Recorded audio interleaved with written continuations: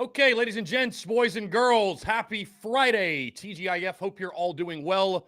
Chris Phillips here, the Daily Crow of the Spurs Up Show. Appreciate you all tuning in. We have got a lot to get into, a jam-packed show. Got my good friend Jake Crane joining us here on this Friday. Let's make sure audio good, video good. You guys are good. What's going on? I see Justin Bryant, Travis Allen, Jeff Gullich, Travie, Brendan Gadd, Todd Smith, Rebecca, DC. What is up? Also those in the Big Cock Club Discord.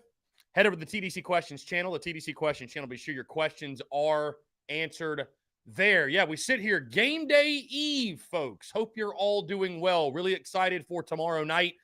Gamecocks will take on the Charlotte 49ers. I want to hear from you today. The phone lines are open. 843-790-3377. That's 843-790-3377. Guys, before we get rolling, of course, as always, the Daily Crow brought to you by our friends over at Prize Picks. You guys are gambling this football season.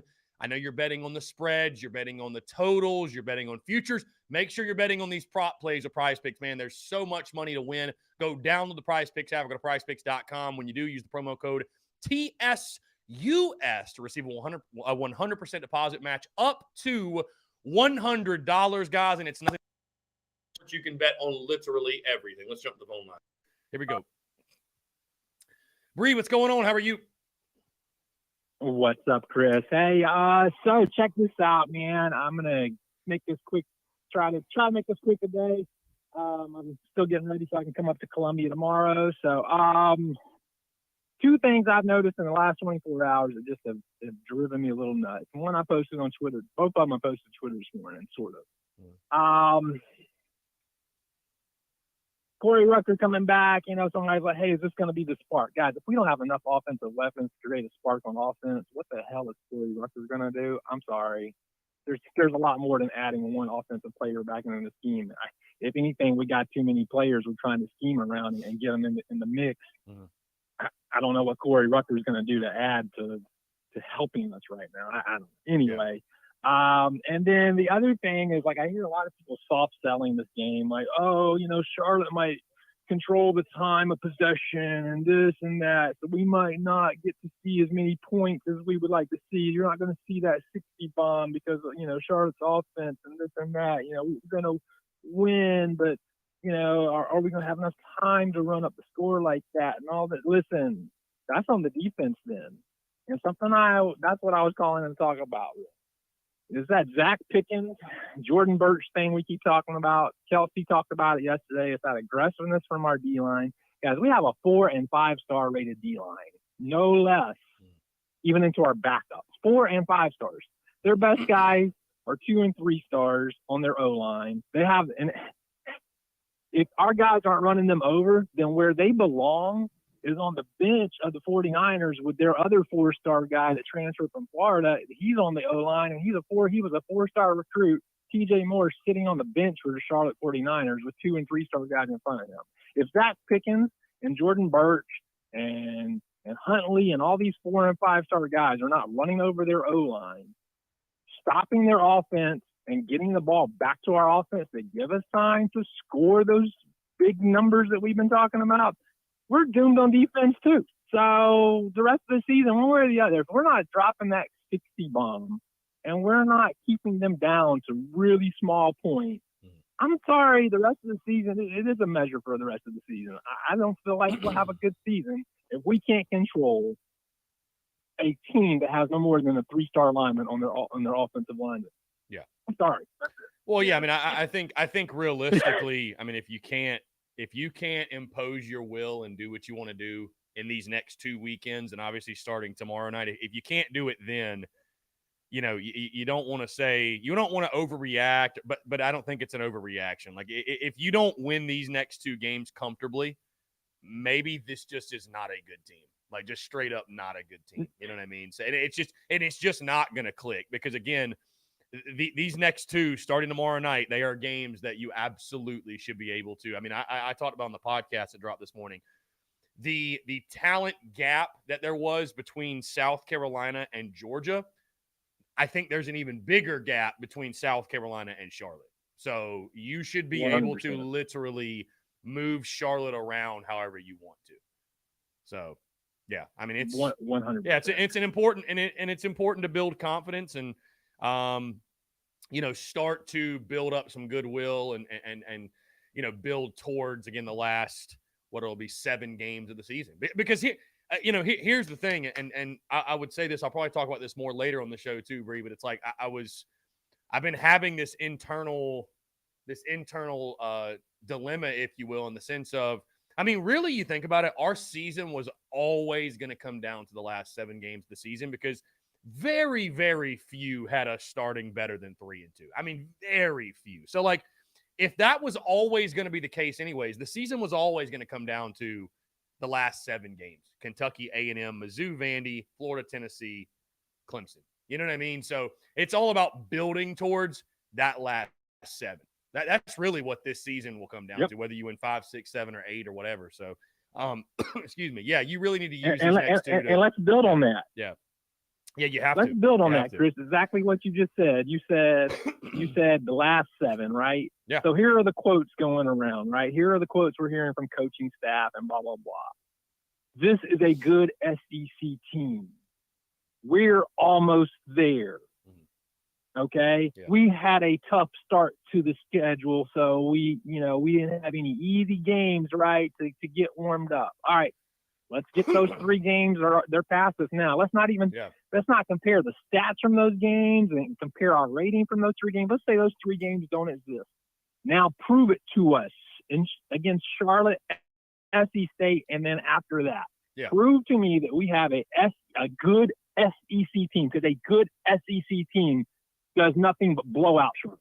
Yeah, no, I would agree 1,000%. Yeah, no, I mean that talk, like you mentioned, that talk is all fine, but like you mentioned, if you're a quality SEC team, you're going to cover the spread. I mean, at minimum, you're going to cover the 22. You're going to beat Charlotte handily. It's never going to be close. Game will be in control from the jump. So, I think that I'm not blaming Gamecock fans for feeling how they're feeling right now, because the first 3 games have just.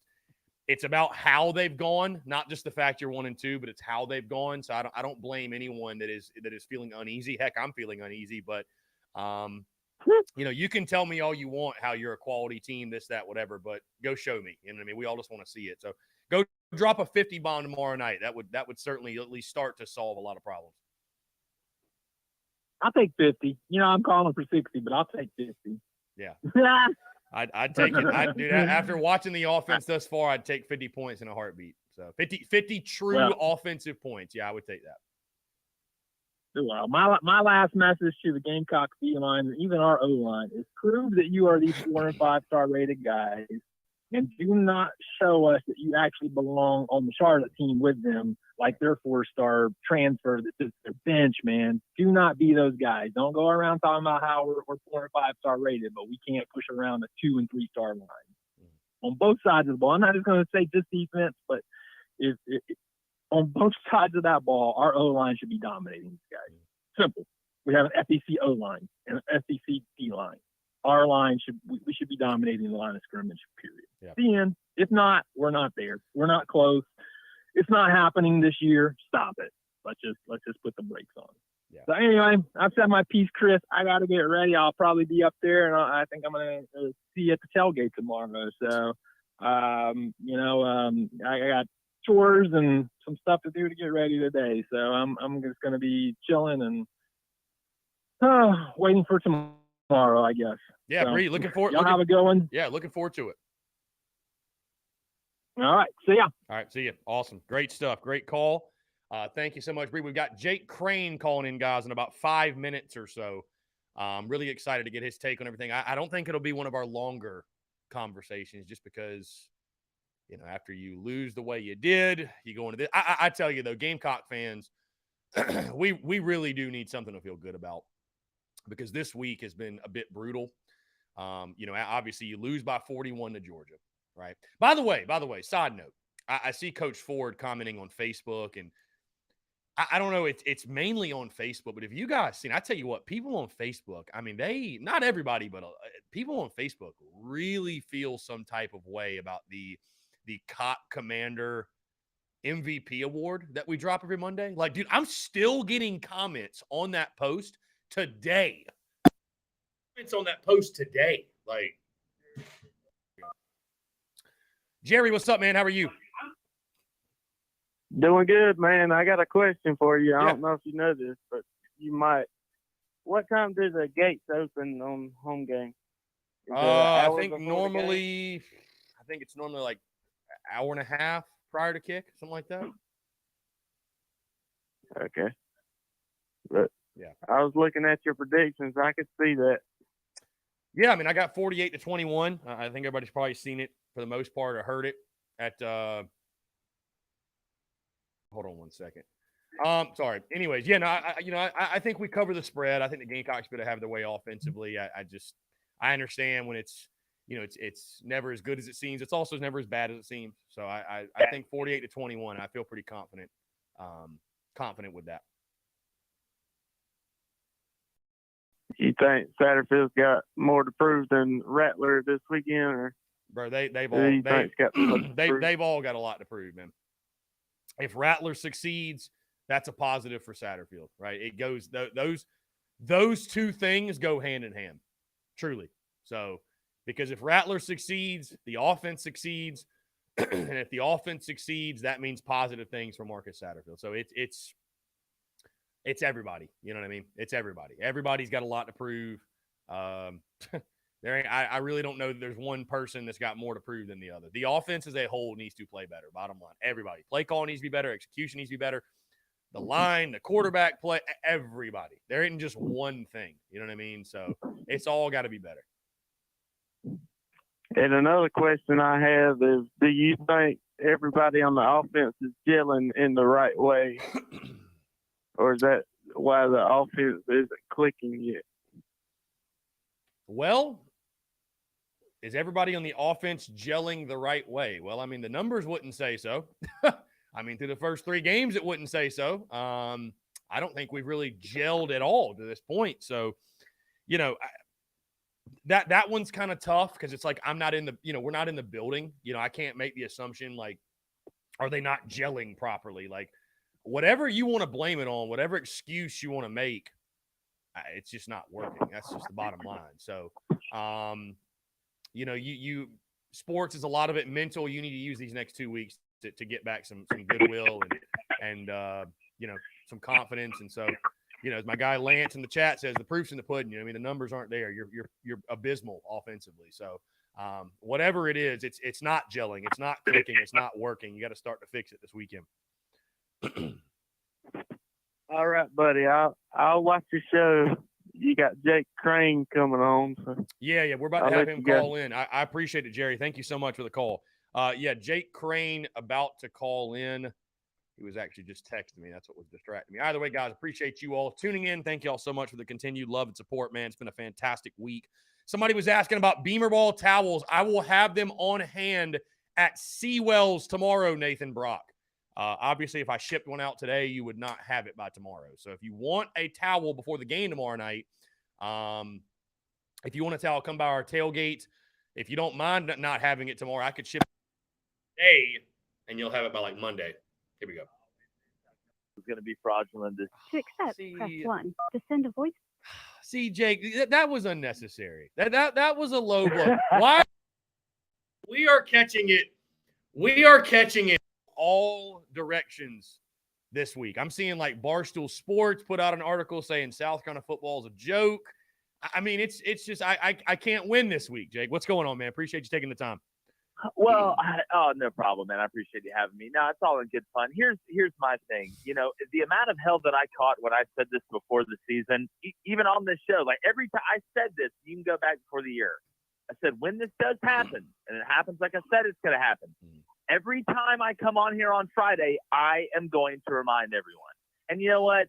That may be a fault of mine. I don't know. But the hell I caught, the emails I got, the DMs I got was I've saved them all. I got more receipts than TJ Maxx right now. But like I also said, South Carolina's not a joke. He needs time to get better personnel in up front. Rome wasn't built in a day. You can build it faster now with the transfer portal. But, at the end of the day, he needs time. This game is won and lost up front, and that's how it'll always be. Yeah. Jake, let's just start there because I do want to get your thoughts really briefly on what happened over the weekend against Georgia. I know it's done and gone, but we haven't talked about it, you and I, since it happened. But, the conversation this week has been around, deservedly so, Marcus Satterfield, the offensive coordinator. When the offense isn't clicking, that's when it's going to come back to. And, when you add the pieces you added and it's not clicking, and again, it's just a 3-game sample size. There's a lot of football left to be played. But if things continue, I know what you said, Jake, and I agree with you to a point in the sense of, it does come down to personnel. A lot of schemes are similar. But at the end of the day, here's how I'm feeling. Because you see right now what's going down with South Carolina football. And, I mean, we really are catching it from all angles. And, I think it's unfortunate, Jake, because, you're a Beamer guy. I'm obviously a Beamer guy. But when coaches do this whole coach speak thing after getting your brains beat in, right, it's just a lot harder to, really hear that on a week in, week out basis and say, oh, yeah. Like, it gets old. And I look at this situation with South Carolina right now. You know what? They could use the next 2 games, turn it around, find a spark, become an explosive offense, and we're all singing somehow Marcus Satterfield's praises end of season. But let's just say that does not happen. And the offense sputters, Rattlers extremely average, and, they just don't have a good year offensively. I hear what you're saying, Jake, in the sense that it's a personnel problem. I don't totally disagree with you. I mean, I think the offensive line still, obviously there's a reason they're recruiting the trenches so hard, and players have got to go make plays, right? You were a coach. Players at the end of the day got to go make plays. Bottom line. I agree with you.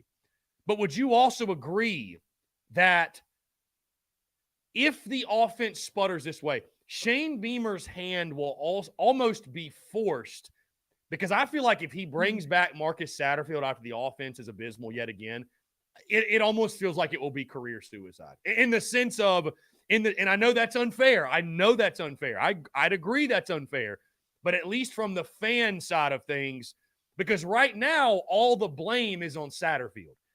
If Shane Beamer doesn't show a willingness to make the move and pull the trigger on this guy, that blame will shift from Satterfield to him.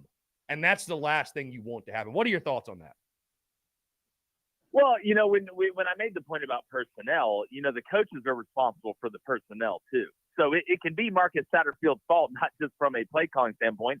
You are the offensive coordinator. You okayed these guys when the sheets were filled out and the film links were sent. You watched them and said, all right. And then you watched them on tape practice and said, this guy needs to play here. This guy needs to play there.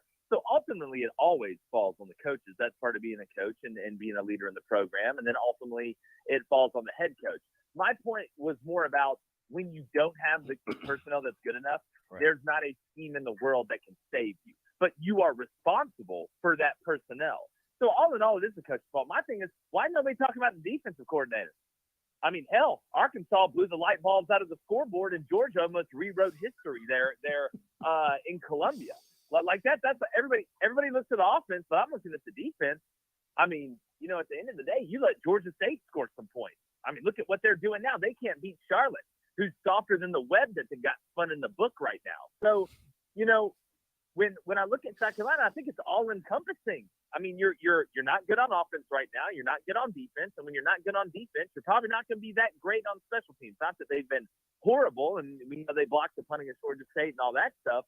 But I think it's a little bit of everything. Because look, lack of personnel, the sunshine exposes everything, man, and it's going to take some time. But there can be bad play calls that can still exist. And look, these next 2 games, are we really going to learn anything? I mean, you go out there and win 63-0 in both of them, and I don't think we're really going to learn anything. You're going to have to prove it against somebody that's worth their salt. So at this point, it is what it is. But I guarantee you, next year you will see a much smoother product on the field than what you're seeing right now, because it's choppy, right? Maybe one game the offense will be playing decent, the defense looks terrible, then the defense looks good, and the offense looks terrible. It's just that's the way it goes. That's the way of the road, and that's why I had South Carolina going 2-6 in the SEC. Yeah, it's a fair point, Jake. Let's go back to the game against Georgia really quickly. I won't spend a lot of time on it because, I mean, what is there really to talk about when you get beat 48-7? And like you mentioned, I mean, that was the score almost Georgia allowed it to be. Like, they took out Stetson Bennett. I mean, Stetson Bennett was taking pictures and kissing babies with like 7 minutes to go in that ball game. I want you, because again, you're an SEC guy, you're a national guy. Talk about the Georgia Bulldogs. How impressed were you with them? I know this is a Gamecock show, obviously, but I love to hear your thoughts and your takes on college football. You know, I went to that game last weekend, Jake. We talked this time last week, and I said Georgia's an elite. I picked the score that I did. Folks didn't like it, but I think folks see now, you know, and again, them beating the Gamecocks, I guess, doesn't assure, that, you know, they're just on another level than anybody else. But as I said last week, and I'll stand by this, Jake, there's only one team, I think, in college football that can beat the Georgia Bulldogs when they're playing their best, and that is Alabama. And at this point, I'm not even sure Alabama can take them down when they're on their A game. Yeah, well, I mean, you just take one look at Georgia. Look at those 85 guys that are rolling out. I mean, it reminds me on dodgeball when, you know, Ben Stiller's like, let me introduce you to the team that will be winning the Las Vegas Invitational with Blaze, Taser, Laser, Blazer, and all those guys. That's what they got. Kirby turned Athens into Tuscaloosa. What Nick did looked familiar. Now there's two of them. But I'll say this: don't sleep on Alabama. They get JoJo Earl and Tyler Harrell back. Tyler Harrell's our deep threat. Nick Saban's got really good players too. Alabama recruits really good players too, and they run a tight ship. I mean, hell, Kirby got the blueprint from him. But from a balance standpoint, I think this Georgia team is better than the Georgia team last year. Mm-hmm. And I know it's early in the season, but look at what they did to Oregon and look what Oregon did to BYU. Now, the transitive property can be somewhat, you know, it can kind of be a mirage at some point, but there are things you can gain from it. Physically, on offense and defense, Georgia is superior to every team they're going to play until they play Bama. That's what's going to happen. I don't see – I mean, Stetson Bennett's got nothing to lose, man. I mean, he's already a national championship winning quarterback at Georgia as a walk-on. He's rich forever. Well, like, he's not going to play in the NFL. He'll sell more cars in Athens than anybody's ever sold in their whole life. He'll be the Mike Lindell of car sales if they were pillows. So I think they're playing loose. I think now the wide receiver room isn't decimated. Monken's opened up the offense. I mean, Brock Bowers, Darnell Washington, Oscar Delp, I mean, Arik Gilbert, like, they're loaded. They're just really, really good. And the defense, while it isn't the defense from last year, it's still a top 3 defense in the country and it's loaded with NFL players. So last year, Georgia could only beat you a couple ways. They'd have to smother you on defense, which they did a lot, and try and not turn the ball over and screw it up offensively. This year, they can win in a shootout. They can shove you down for 4 quarters and not let you score defensively. They can win in multiple ways, and there's nothing more dangerous than teams that can win in multiple ways. Jake, let's talk Spencer Rattler, because we can talk about personnel, O-line, or see all that, but you know the quarterback gets all the credit. He gets all the blame too. And bottom line is this: through 3 games, Seven's got 2 touchdowns and 5 picks. I don't give a damn what you want to blame or how you want to spin it, but he's not playing great football right now. And I know you had your doubts on him. I will say this: I don't see the bad attitude. I don't see the hanging the head. Yep. I don't see the being a bad teammate type stuff or some of the criticisms he had over the summer. I just don't think I just don't think he's playing all that great. I don't think anything with his attitude. I don't know if maybe I'm missing that or I'm seeing it through garnet glasses. I'm really not trying to. I don't see that being a major issue, but I think there's a multitude of reasons, but either way, he's not playing great football. And I think that's been one of the bigger disappointing things for me is, you know, I look like, for example, last weekend, and maybe this is unfair. Maybe I'm putting too much on him. But, for example, I don't know if you were able to go back and, Jake, watch that entire game. But one of the 4th downs South Carolina had, and Shane Beamer pointed this out, you know, they got the look they wanted on 4th down. They got man coverage. Jalen Brooks runs a cross or drag or whatever across the field. And, you know, there was pressure in Spencer Rattler's face. But if he makes an accurate throw, you know, is able to put the ball out in front of Jalen Brooks, he catches the ball, runs for the 1st down. Instead, the pressure gets in his face, rolls out, he throws it behind him. He's tackled. He doesn't convert. I felt like it was plays like that in the preseason where I felt like Spencer Rattler's talent is going to overcome our shortcomings, and I'm not sure that I've really seen that yet. And again, maybe that's unfair for me to put that all on him, but the bottom line moving forward is Seven has got to step his game up and play better. Yeah, well, you know, on the attitude standpoint, I think the experience at Oklahoma and him transferring grew him up a little bit. I haven't seen any signs of the same Spencer last year. Now the season's still young. Well, we'll see. There's still time to turn it around, but it seems he has turned that corner. But just because you're not a bad teammate anymore, it doesn't mean you're still not looking at the rush now, and you're actually getting really into the second and third progression. I mean, Stephen Garcia, it's the same stuff we talked about at Oklahoma. When he transferred over here and Jordan Rodgers, all these guys had him as top 3 quarterback in the SEC and this, that, and the other at media days just to make news, I guess, whatever you want to say. My thing is this. You stared at the rush at Oklahoma. You're staring at the rush of South Carolina.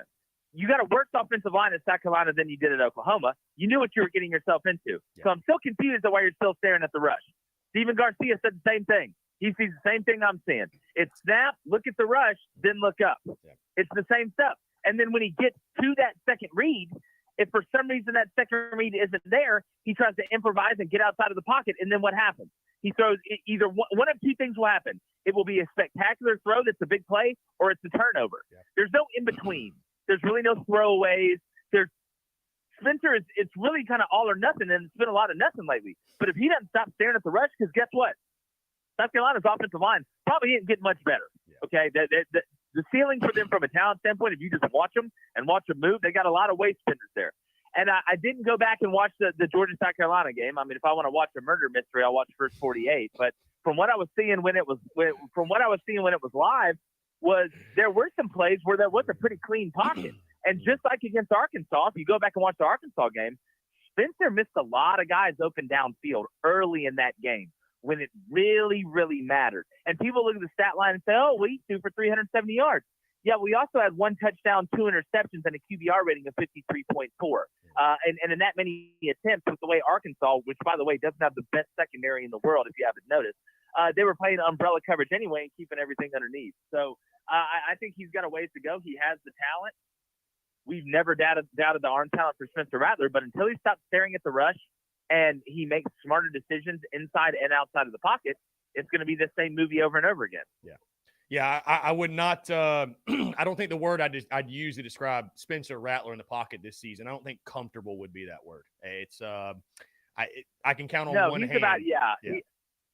He's about as comfortable as me and, trying to throw the ring in the volcano on Lord of the Rings, man, and just not comfortable.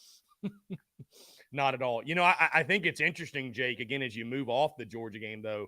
I mean, I'm going to say this, and I feel kind of silly saying it, but it's like, I don't know if there's anybody happier about the offensive struggles and Spencer Rattler struggles and Marcus Satterfield struggles than, like you mentioned, Clayton White, the defensive coordinator, because they're not exactly having a time on that side either. Talking about this No, yeah. offense right now. I mean, and listen, I understand down 5 starters against Georgia, and you knew it was going to be a tough test. I tell you what, when I saw that in pregame, I was like, God, this, I kind of kept it to myself because I didn't want to. I was like, what value is this going to provide an hour before kickoff? When I saw that, I was like, this is a name your score game for Georgia. That's literally how it feels now. But 200 against Georgia State, 295 against Arkansas, 208 against Georgia, and that was just mercifully because they didn't want to run for more. Gamecocks defense has got some issues. There's no doubt. They got to get healthy. The defensive front's got to play better. Run defense got to be better. What my biggest fear, Jake, in the preseason, I have seen it happen through 3 weeks, and it's this. I talked all summer. This was a defense last year that made a living getting the football off of people, forcing turnovers. And I just question, if you're not getting those turnovers at the rate in which you got them last year, will you still have a good defense? Well, I think the proof's in the pudding. You've only forced 1 turnover in 3 games, 0 turnovers in your 2 SEC games, and your defense has just gotten gashed. Yeah, in that front seven, there's more holes than Camp Green Lake right now. I mean, you especially, here's the thing though, Chris, it's one thing if people are popping big runs where you're breaking a couple tackles and the tackling's bad, right? Like you got guys that are there, but the tackling's bad. What I'm seeing with South Carolina, they're out of gaps. They're overrunning plays at linebacker.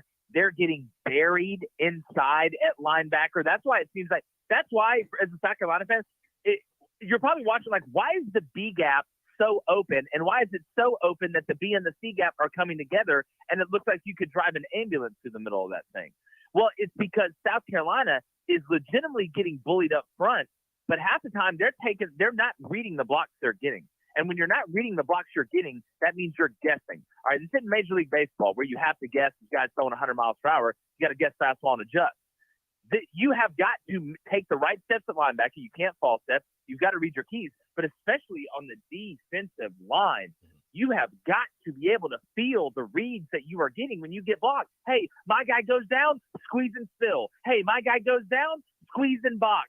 They look confused when they're getting base blocks, they're trying to work over they're literally trying to swim through base blocks. You're gonna get pushed around by teams by App State. You want to know how Texas A&M got pushed around by App State? They got underneath them.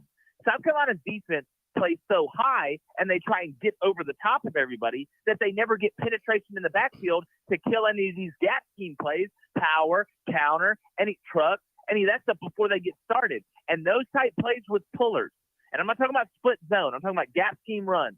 Those type plays with pullers, if you let them get going, the longer it goes, not diagonally, because you do want to stretch it out, but the longer it goes before that offensive lineman that's pulling has to make contact with somebody, the more likelihood you are going to get gassed. And that's what you're seeing. That's why that B gap looks wide open. Jake, let me ask you this. From what you've seen from South Carolina on the defensive side, however much film you've watched or highlighted, what do you think is the bigger area of concern, defensive line or linebacker? Because we've been trying to figure out forever. I mean, I don't feel like the Gamecocks have been able to stop the run literally since Kelsey Quarles was playing D tackle and Jadeveon Clowney was on the edge. I mean, it's just been forever. When you look at this team, though, I mean, I feel like linebacker has been an area of deficiency for a while. Would you blame more so the defensive front or the linebacking core for something that South Carolina has to upgrade that immediately to improve the run defense? Well, defense, football's a team sport in general, right. but defense is everybody has to be right. Like it's the rule of thumb is this: the linebackers should make the D line right. Okay, that's why you see whenever D linemen are lined up wrong, the linebackers are bumping them over, doing all this stuff. But even during the play, I mean, we had Patrick Willis on the show down in the Senior Bowl golf tournament. He was talking about that big hit against LSU in the goal line where he poop-paw slammed the guy at the one. He called the wrong front, and he tried to adjust it, and they didn't have time to adjust. So you know what he did? You know what he said he did? I went and made a damn play. That's what he said he did. And right now, South Carolina isn't good enough to be able to make up for almost not perfect technique. Yeah. But when I'm a linebacker, you're the captain of the defense typically. It's going to fall on you. But when I'm getting guys pushed into my lap, it muddies everything up. Linebackers aren't 6'5" and 6'6". We always talk about quarterbacks. Oh, they need to be able to see. That's why the taller quarterbacks. Linebackers, same depth from where the middle of the ball is. So it's tough to see as well, especially when you have people in your lap. So to me, there's blame to go around. I wouldn't put it on one unit. It's guys not working together, but it starts with the D-line because the D-line can hide a bad secondary. Secondary can't hide a bad D-line. So at the end of the day, that's just how it rolls. Jake, what do you make of all of these? Kentucky will be an inflection point. You got to find yourself over these next 2 weeks. You have to find yourself. If you don't, it's going to be a very, very long season for sure. You lose to Kentucky and you're 3-3 and start. That's not good enough. We shouldn't just be patting Shane Beamer and those in the building on the back and saying, it's okay, it's just year 2. To hell with that. But I'm also not sitting here saying fire the guy in year 2. That's ridiculous. It's ridiculous.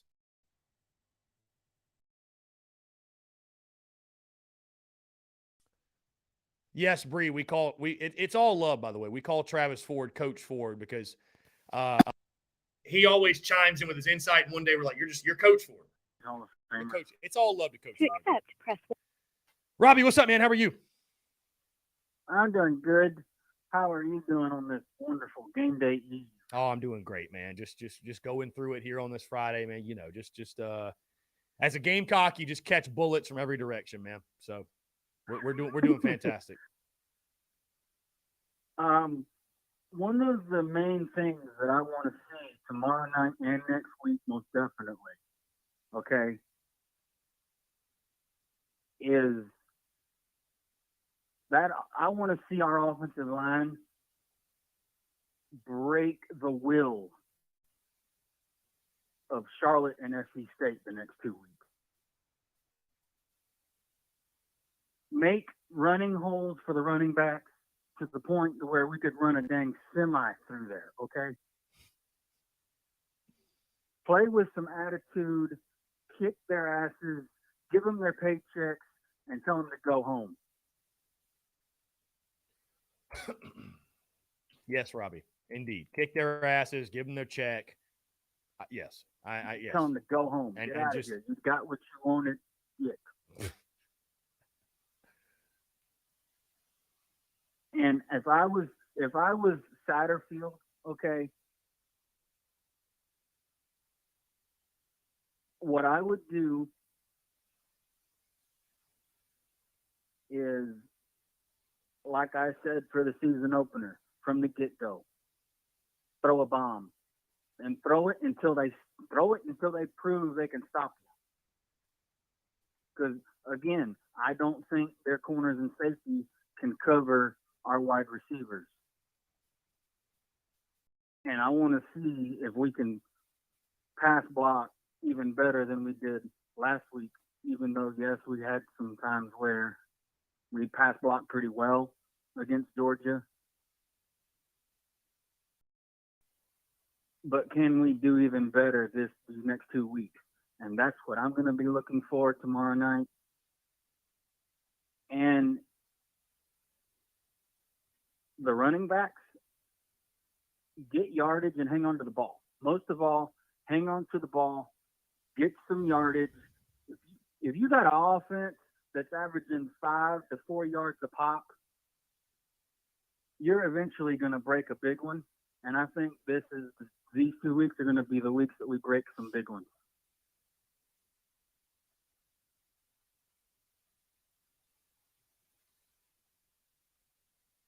It better be. Did I lose you? No, Robbie, I'm just letting you go, my guy. Okay. But that's what I would do. I would tell them we're going to run it or do something on offense until they prove that they can stop us. And I really don't think neither one of the next 2 opponents are going to be able to stop us.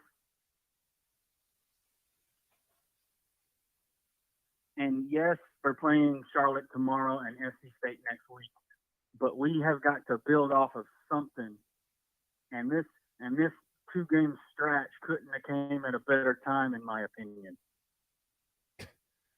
Yeah, I mean, when you're 1-2 and Georgia beats you like a drum, yeah, I think you could use a layup. So let's hope it actually plays out as a layup. There's no excuse for it not playing out that way. You know, you can say you're looking for this, you're looking for that. Dude, I'm looking just for a dominating win. I'm looking for a win where I'm kicking my feet up and I'm not too worried about it in the second half.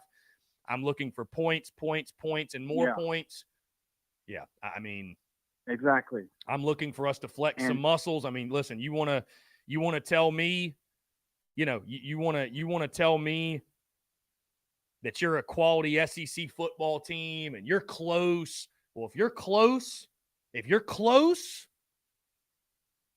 you go out and you go dominate tomorrow night. I'm bottom line. Because if you don't, then you must be close to firing your OC or firing somebody. Because I don't know what else you could be close to. I don't want to hear after this game. I do not want to hear after this game. Oh, we're close. We had some almost good things happen, and you won the game 35-20. Like, no. You're not close to anything except being Vandy. They shouldn't even sniff 10 points, if that.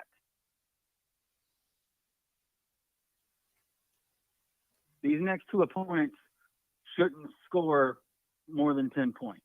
Mm-hmm. Okay?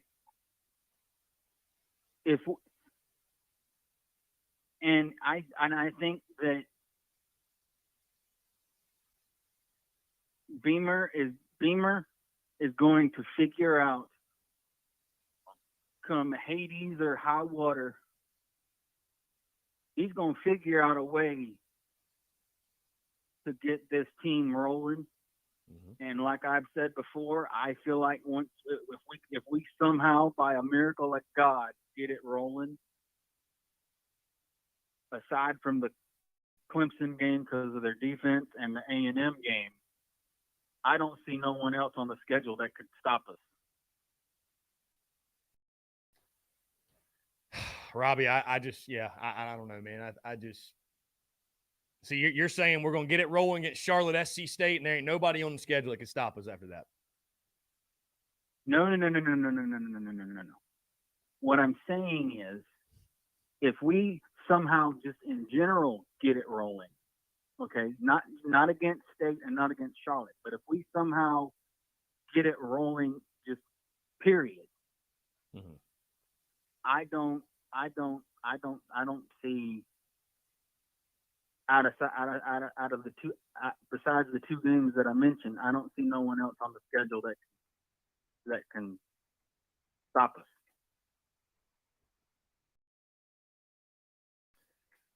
I hope you're right, Robbie. From your lips to God's ears.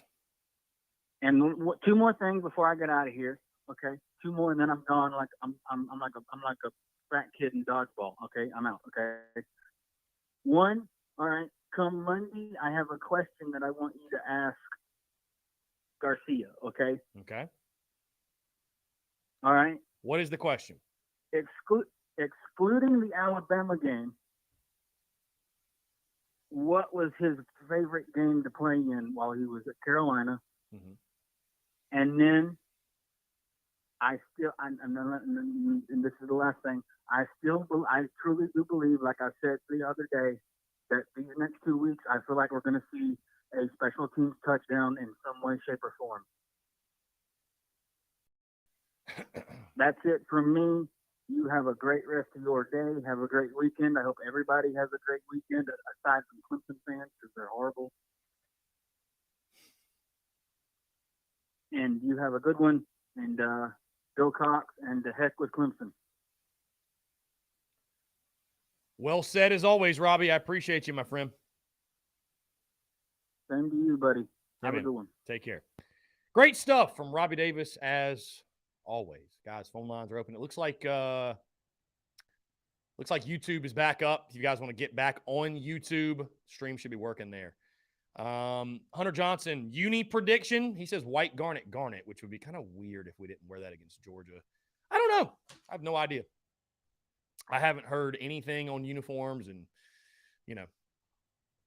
USC and that crew over there. They want to be extremely secretive when it comes to uniform. I wasn't a huge battle armor guy. I mean, it was fine. It was cool. But I will say this, I don't love just not saying anything about unis. Like just the fact we just have no idea. I don't know. Let's get back into your questions, guys. We had a text here on the text line. Jeff Gullett says, Jimmy's and Joe's are not enough. We need great coaches too. Example, recruiting class, Notre Dame in 2018, 10th, 2019, 15th, 2020, 18th, 2021, 9th. We can all agree they should have Jimmy's and Joe's. They are 1-2. The loss to Marshall. Only win is over California. That comes back to coaching. Beamer's going to have to make some decisions this offseason if things don't change. I mean, yeah, guys, I think we all agree with that, right? I agree that, I agree. I agree. I'd agree that if things do not get corrected quickly, we need to make a change. We've said that all summer long. I am not some Marcus Satterfield stan, guys. I'm not some Marcus Satterfield stan. I am not. I think I've been pretty clear where I stand, right? I think I've been pretty clear where I stand with everything.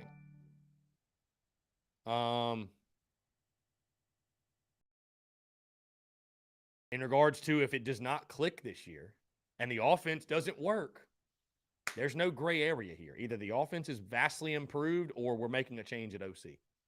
That's it. That's it. And really for me, the game where I'm you guys will know I'm gonna go one direction or the other. It's the Kentucky game. It flat out just the Kentucky game. I don't give a damn what you want to say about. Well, give Kentucky. All right, talk about the. If the offense ain't clicking by Kentucky, if you don't look like you have a clue what you're doing, right, against Kentucky, I think at the bye week I'd be fine with making a change. I'd be fine with it because, dude, at some point, man, the patience thing, you need to have patience, but it's like with the offense and stuff, bro, you had a full spring practice. You had a full summer. You had a fall camp. You've had games this season. You're going to have Charlotte and SC State to get it going. If it ain't clicking by Kentucky, the bye week ain't going to solve it. No game you play is going to – it's just unsolved. It's unsolved. So – and to the point of, others who have said this week, and I'll say it yet again – I love Shane Beamer. I mean, obviously, again, guys, I would not, and I'm making a point today to wear this because I saw somebody comment on Facebook, well, where's your Beamer Rattler hat? You already throwing in the towel on me? Here it is, Slapdick. Here's the Beamer Rattler hat that you wondered what. I've been wearing it all week Pay attention, Slapdick. It's right there. Ain't nobody throwing in the towel here. Bro, I'm a Gamecock. I got rhino skin. We've got rhino skin. This hat ain't going nowhere. Beamer Rattler ain't going nowhere. So this one's for you, Slapdick. Anyways, I will say, though, you bring back, if the offense continues to be putrid, right? The offense continues to be putrid. Shane Beamer can't afford to bring Marcus Satterfield back. Because right now, right? And I don't know that he thinks of it this way. I'm sure he doesn't. But we can think of it this way. Right now, all the blame's on Sat.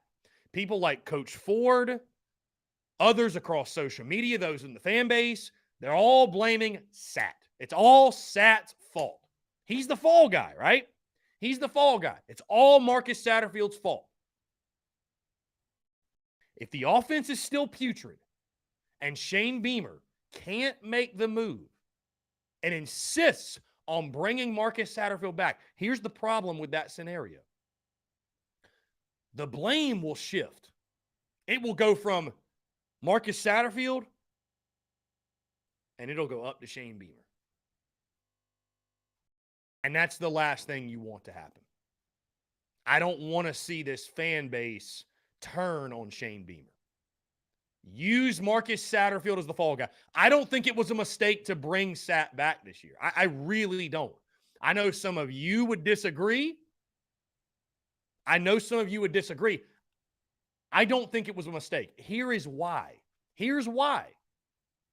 To the point I just made, Satterfield right now is the fall guy. Satterfield's the one catching all of the blame. Beamer's getting none of it, right? If Beamer would have made the move after last year, and let's say hired a new OC, college football fans, this fan base will allow you to swing and miss once. You can't swing and miss twice. Swing and miss once, that guy was a bum. It happens. Swing and miss twice, it's a you problem, right? Look at Will Muschamp. He became known. He was the problem. Not his OCs. He was the problem. He shouldn't be a head coach anymore. That's the last thing you want if you're Beamer, because you're just in your second year as a head coach. You're building your brand, your reputation. You're building, sort of who you are as a head coach. You don't want to be known as a head coach that, that Shane Beamer guy, he's an infectious, joyous guy to be around, and he builds a great culture, but his offenses are shit. Every offense he touches is shit. No quarterback can flourish under him. So we're not there. I'm not saying that we're there. I'm saying, though, I just don't feel like Coach Beamer has a choice if things continue to go south. It will be career suicide if Shane Beamer brings Marcus Satterfield back. It would be career suicide in my mind. Because, again, fair or unfair, the blame will shift. I mean, it's funny, man. I've seen all the, over the preseason, everybody's just positive, optimistic, love your brother above all else. But I tell you what, and I've said this before, and nobody else has been willing to say it, there's no coach out there who's immune to the pressures of winning. There's no coach out there who's immune to the pressures that the Gamecocks fan base will place upon them. I don't give a damn if you hired Connor Shaw as the head coach. It doesn't matter. If you don't win, at some point, they'll turn on you. And again, whether that's fair or unfair, they'll turn on you. So, and I don't think we're seeing that. But let this offense continue to struggle. And in the postseason, Shane Beamer says, you know what? We still believe in our guy, Sat. We're getting the right players in here. We believe in this system. We believe in this scheme. We're bringing Satterfield back. Whether they're vocal about it or not, I think a lot of Gamecock fans will turn. And I just don't want to see that happen. So, guys, again, for me personally, I don't think there's any gray area. If the offense continues to be putrid, Sat's got to go. There's got to be a fall guy. There has to be a fall guy. The last thing you want is Beamer to be the fall guy, to Beamer to be catching the heat of it. And he knows that. Again, maybe he doesn't think of it that way, but I'm sure he knows that, right? You got to be strategic in this damn thing, man. But that's why I think, to the point that Michael Bratton made and others have made, that's why you don't hire your friends, because there's no friends in this business. There's no friends, right? There's no buddies in this business, because you might be my friend, but I'm not letting you cost me my job, right? That's how I operate in my own life. I'm assuming that's how Shane Beamer would operate. I'm not letting your shortcomings cost me my gold. You know what I mean? So I think that's the way you have to go. I'm not saying you don't have to fire Sat midseason. You don't have to do that. You don't have to do that. Although I would say that if it's not figured out by Kentucky, I'd have no issue if they wanted to go a different direction. Say, you know what? Hey, listen, we're only 6 games in this thing. We got a lot we can still salvage this year, but to salvage it, we have to be different on offense. We've got to change something on offense. Because again, guys, that's the thing. You know, we sit here, there's still like to insinuate the season's over in any way is foolish. You're exactly where we all picked you to be at this point. You're 1-2. We all thought you'd be 1-2. How many, show of hands. Are there that many people in this chat that thought we'd be 2-1? Are there that many people? But again, it's not because you're 1-2. It's how you've gotten here and how bad your offense has been. I picked you to start 1-2 and then go 8-4, guys. So can you get to 7 wins? It's still very possible. Can you get to 8? It's still possible. It's still possible. It's still doable. But the offense, it's got to be a major change. There has to be a major change. And whether Sat thinks we're close, or Beamer thinks we're close, or Spencer Rattler thinks we're close, or whoever the hell else thinks we're close, the play on the field says otherwise. Until proven differently, the play on the field says we're nowhere remotely close. Maybe Georgia we're unfairly judging because that wasn't a good measuring stick. I'd agree it's not a great measuring stick. Georgia is light years ahead of you. But if you want to spend this week telling me how close we are, you got to go beat the hell out of Charlotte. You got to go beat the hell out of SC State. Kentucky, hell. Maybe get a win. Here we go. Will, what's up, man? Great to hear from you. How you doing? Good. How are you? I'm doing well, man. Appreciate you asking. What's going on? So, just wanted to give a little bit of input on what I'm thinking and feeling. So, one, I sent you a message this morning with the screenshot of the Barstool story they put on there, and it's people are already starting to bash us from the Beamer, screaming at the Title IX people to get off the field, whatever. But I just feel like the narrative's already starting to take a dip in the media. There was so much positivity before the season, and now it's already starting to like roller coaster ride the wrong way. We got to get it back like now. Yeah. I feel like Carolina as a fan base, if we struggle in this game here to score points, that we're already going to be like the season's over.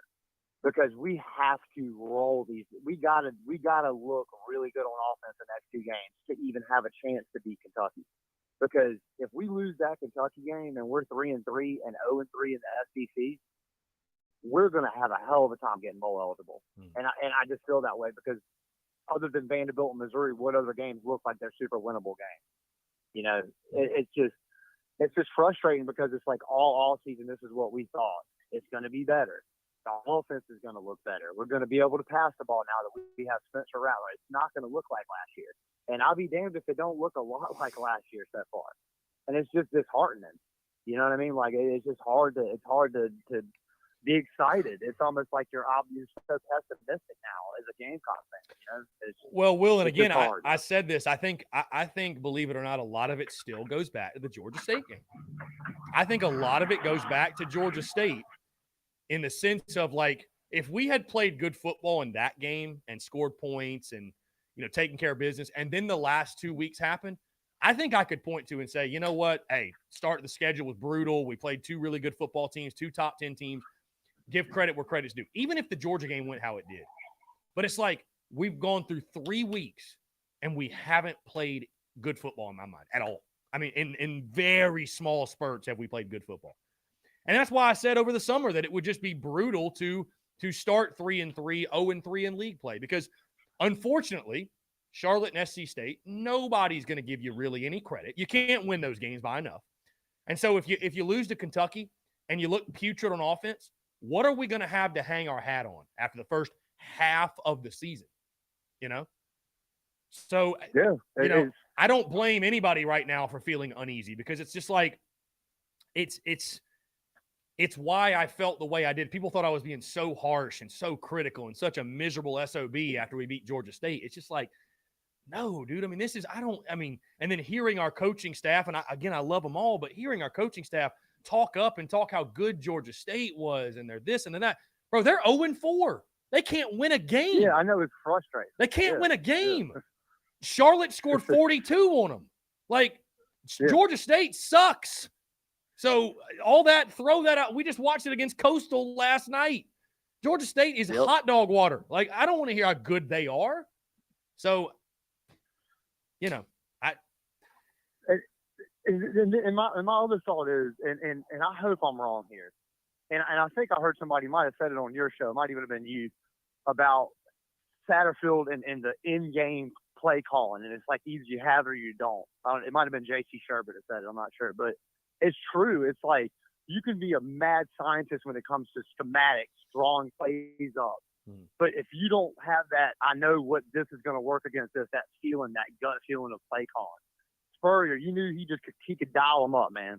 And it's like, if this guy just doesn't have that feel, maybe the offense just isn't going to work. And I hope that's not the case. And maybe he needs to go up in the box instead of being on the field. I don't know if that'll help, but they need to try to do something different, because it keeps seeming like they keep saying the same shit every week. I keep hearing Satterfield talk about, I know you don't want to hear it, but it takes time. Dude, you've been here. This is your second season. You got a 5-star quarterback that's been here since spring. Like, when are we going to start seeing it look good? Because you ain't got another year, bro. You play, if we go through the year looking like we look right now, he's not going to be here next year. There's no way. So he needs to understand that there's no more time. This is the time. This game right here is the time. We got to see it. You know what I'm saying? Like, it's this game. There's no more extension on it. Personal opinion. But, yeah, no, I agree. Hey, I think you hit the nail on the head, my guy. It's just it's frustrating, man. And I hate being. I want to be excited, and everybody wants to be happy about what we got going on here, because it felt like a lot of positive energy at the beginning of the year. But now it's starting to already feel different. It's already starting to feel pressed. Like, we got to win these next 2 games by a lot, and nobody's gonna give a shit if we do, but we got to. Because if we squeak out this next game, that's gonna be you know what I mean? That's gonna be a tough Sunday. No, yeah, it's hard for me to even process mentally that, like, we could squeak out a win over Charlotte. You know what I mean? Like, I mean, I guess put nothing past Gamecocks football, but man, there will be no spinning that. Put it that way. And also, last thing. And I'm still on the Rattler train, man. I am. Because I think that he's got a lot of potential, and I think he just got, I don't know what it is, if he's thinking too much or what's going on, but how long do we, and I know that we don't have a lot behind him, even though Doty has looked a little better in the spring and then a little bit of action we saw him. And I'm not saying he should take his job, but I'm saying if there's 3-4 games get down the road and he's still kind of playing the way he's playing, do we put another person in at that point? Like, how long do we wait? If we get through these next 2 games and he only throws a touchdown in the next game and maybe 1 touchdown against SC State, and then he shits the bed against Kentucky, do we replace him at that point? Like, how long do we wait, in your opinion? You know what I'm saying? If it keeps looking like it looks. I don't know, my guy. That's. I mean, it's a good point. It's a good point. Seven's got to play better. I mean, I don't know. I still look at it and think he's probably still our best option under center. But if he's not performing, I mean, you need to try something different. I don't know. at some point he's got to become Spencer Rattler, right? He's got to become the guy we thought he was going to be. So. And I hope it's this Saturday, man. Yeah. It should be. This should be the game, you know. Yeah. I mean, he should be throwing. He should throw for 300 for sure. He should throw for 300. There's no doubt. I hope I call in on Monday and I'm telling you how impressed I was by the 304 touchdowns he put up, and we looked a lot better. Mm-hmm. Hopefully that's the conversation we're having. You know what I mean? Like, hopefully we're not talking about he threw for 200, 1 touchdown and 2 picks, and what the hell are we going to do? Yeah. So let's just but anyway, I'll hop off of here, man. I'll keep listening, bro. Go Cox. Hopefully this weekend's a lot better for us, man. It should be. We got a night game. Everybody enjoy. Sold out crowd. Hopefully it'll be a good atmosphere, man. Will, off here. Yeah, man. I appreciate you, dude. Thanks so much for the call. Yeah, listen, great stuff from Will from Dirty Myrtle. I think a lot of great insight, great perspective. And I want to touch more on that Spencer Rattler comment in just a second. We're going to jump into a quick break, guys. I want to continue to hear from you more, your questions, comments, calls, and more on the other side. You're tuned in to the Daily Crow.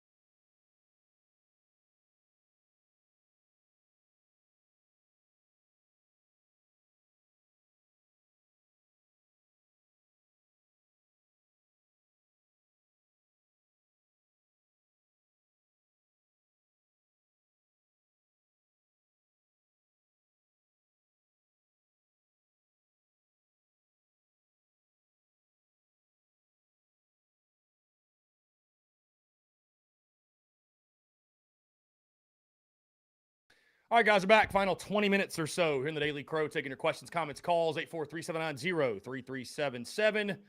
That is 843-790-3377.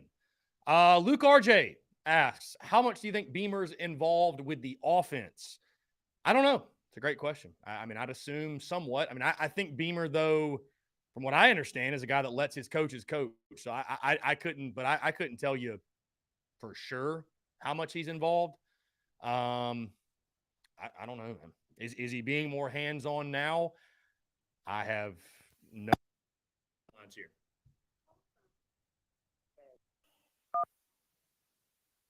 What's going on, man? How are you?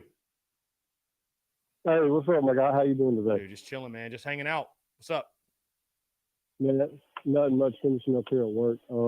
I had some Asha people and stuff in the building today, and they finally got the hell out of here so I could get on and catch the last little bit of the Spurs Up show. I just want to put a little bit of perspective out there that maybe got lost during the off season. And as soon as I wrap it up, I'll take your opinion off the air. The Gamecock fans entitled to their opinion. I'm still on board the Shane train.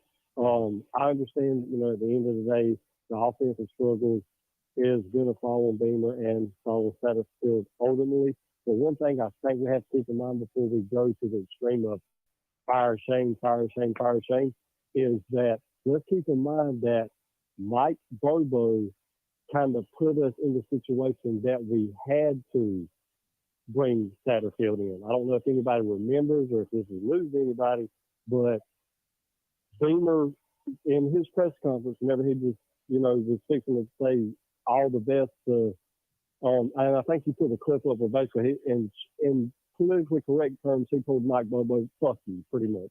But Beamer went to Bobo, and Bobo told him, yes, other colleges are offering me, and Beamer wanted to retain Bobo and wanted Bobo to be our OC. And Bobo told him, yeah, I'm going to stay. And then the very next week, he up and left for Auburn. So that put Shane into, okay, well, this piece is gone. I got to fix this piece. He landed on Satterfield. To this day, I do not, and I will never believe that Marcus Shittyfield was Beamer's number one choice for OC. I think he was going to hold Bobo until he found the perfect, ideal OC. That plan went to shit. So I think Satterfield was a backup OC. So I just hope fans keep that in mind. That's just my point of view on it. I think that's the real reason why Satterfield's still here. But I think he's still on a short leash. I think during the bye week, they're going to sit down and talk about it. And between the next two games of the Kentucky game, there's no improvement. Just in the back of my mind, I feel like Beamer will take over.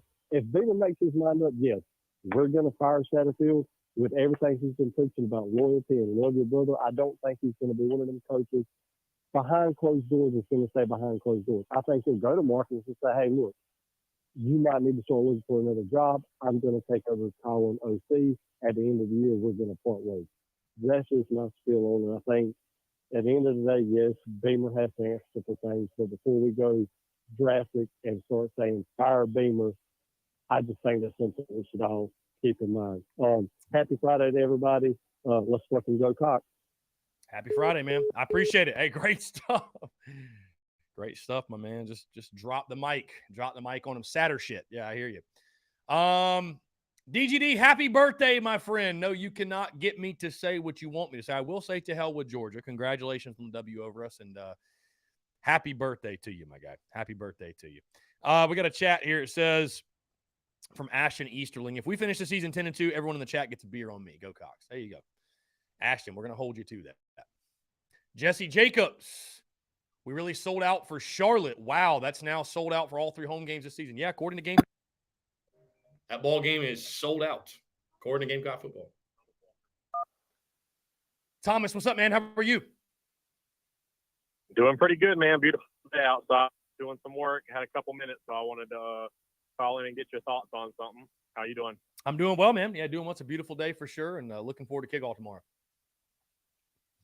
Yeah, so I just listening to the shows past couple of days. We're talking about putting big numbers on the scoreboard, and that'll make that will make some fans happy, maybe the casual fans.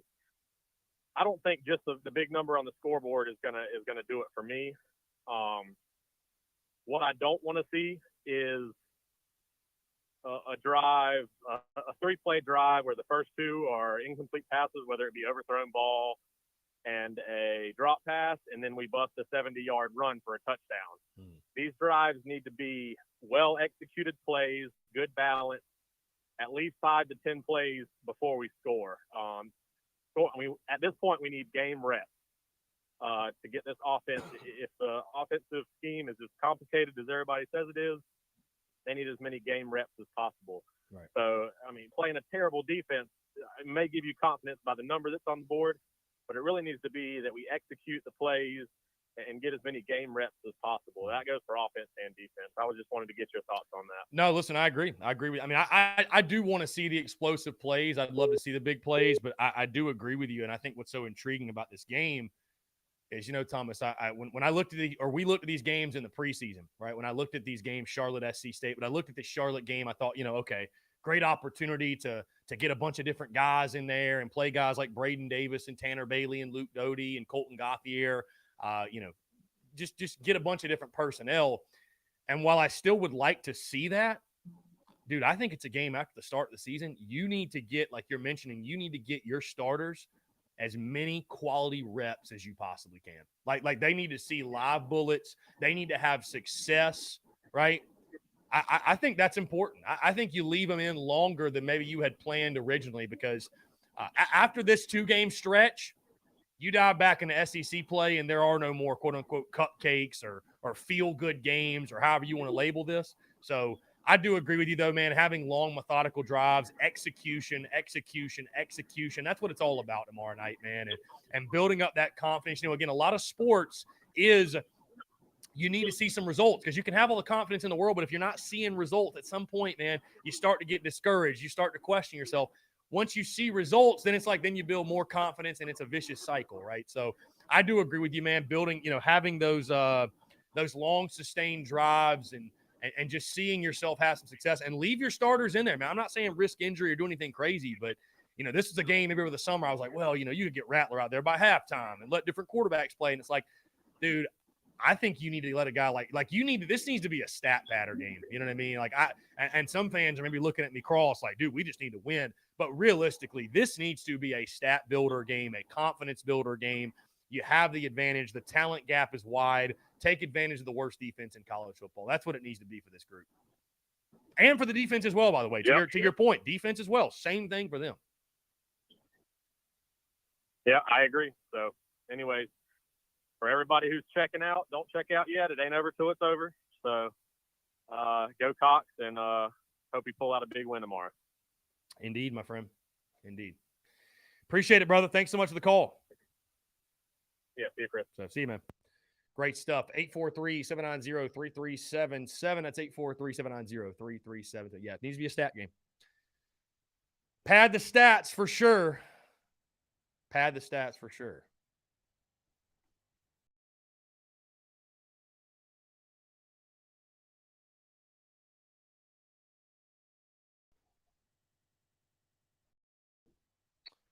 Anyways, guys.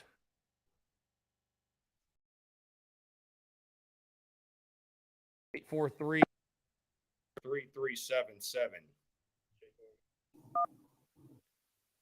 What's going on, man? How are you? What's going on, man? You're just hanging out. Yeah, man. So regards to Satterfield and all that, man, I know we've talked a lot about it. It's kind of a repeated subject, and it's kind of getting, it feels like, it's, I don't know, man. If we come into South Carolina State and Charlotte, and it feels like nothing. What do you suggest? If we go into Charlotte and South Carolina State and we score under, let's say under 40 against Charlotte and maybe 40 to 50 against South Carolina State, is that adequate, or is that kind of feel like there's still a concern? Yeah, scoring how many against Charlotte, you said? Sorry, brain kind of just melted there for a second.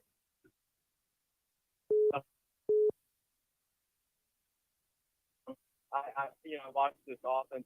Charlotte scored 42 points against Georgia State Right. that we couldn't score. What a touchdown or 2 touchdowns against Georgia State. Yeah, with 2 touchdowns. Yeah. What's so interesting about the Charlotte game is it's the worst defense in college football right now. Yeah. And we really get to see you're getting the worst team in the NCAA to go against. You really get to see how effective is Satterfield on offense. Right. What do you expect, or what do you think is an improvement on offense against Charlotte? What is success tomorrow night against Charlotte? I would say 500 plus yards of offense and 40 plus points at minimum. That might sound like a lot, but dude, Charlotte hasn't stopped anybody. They're averaging giving up like 565 a game. 500 plus yards of offense, that should be the minimum expectation. Like, dude, I'll put it to you this way. If we're back in the 300s and all, panic. Like, literally panic. Unless the special teams and the defense is just having a field day and they're scoring touchdowns left and right. Like, if we're at 370 in offense yardage, panic. Like, that is a bad sign. Oh, yeah. What do you think is going to be more effective, the rush or the pass against Charlotte? The pass for sure. They've got, as Anthony Treese was talking on Wednesday, they got, I think, the worst coverage rate or whatever it is in college football. I would say the pass. But, dude, you need to run. You need to run the football for 200 plus, I think. I really do. You need to push somebody around, You need to push somebody around. So you should be able to dominate in all phases. You should be able to pick and choose what you want to do.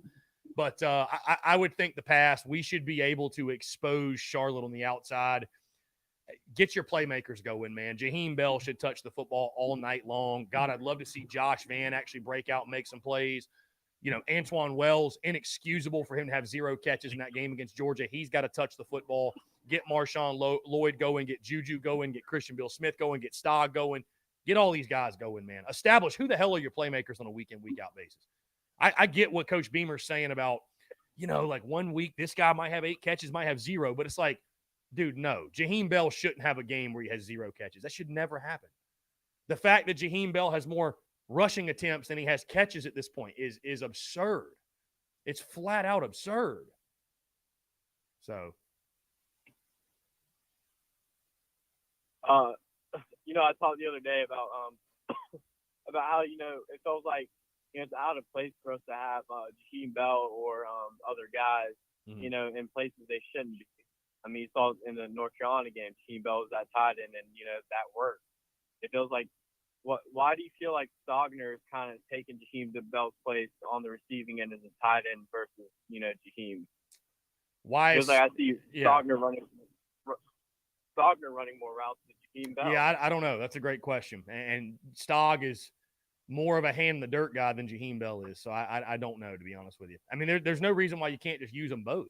Split Jaheim out wide and, have Stogner at tight end. So I don't know. The answer is I don't know. I mean, listen, I want to give credit to the fact that defenses are trying to scheme to take away a Jaheim Bell, to take away our big play options or whatever, but he's a guy you need to force feed the football. That's just no other way to put it. So, I mean, Stogg, I think, is needs to be used probably more so in blocking situations, but he can also catch the football. I mean, I want to use him in the passing game, but I don't know, man. I don't know exactly what the plan is there with that.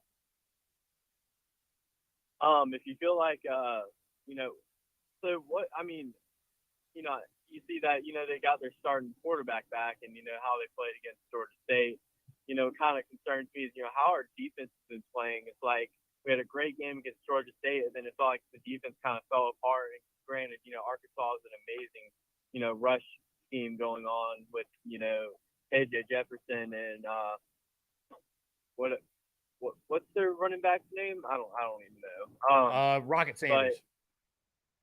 Rocket Sanders, yeah. If it feels like Charlotte's able to score 35 plus, do you feel like the head kind of turns more towards defense than it does offense? Clayton White. I mean, hold on. Say that again, my guy. Sorry, you cut out a little bit there. I lost you for a second. all the criticism is on Satterfield right Right. now. But let's say we do score 50. But let's say Charlotte, it's more of a shootout than we thought it would be, and Charlotte gets about 28 to 35 on us.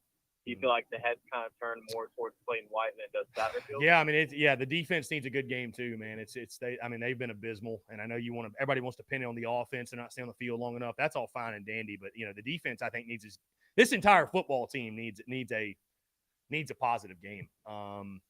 So I don't know what would have to happen for maybe if you went out there and won like 65-40, then people will be like, well, what the hell's going on with the defense? I mean, I just feel like so much of the attention right now is on the offense and Sat. I don't know what it would take for people to turn their attention to the defensive side. But, dude, yeah, I mean, listen, the numbers are abysmal for defense. The numbers are abysmal, especially run defense. So, at some point, if it continues, the attention will turn that way. Right? But I think right now most folks are giving Clayton White and those the pass, and especially when you play Georgia and you've got, 5 guys injured or 5 guys out for the game, it's you're able to get that pass, if you will.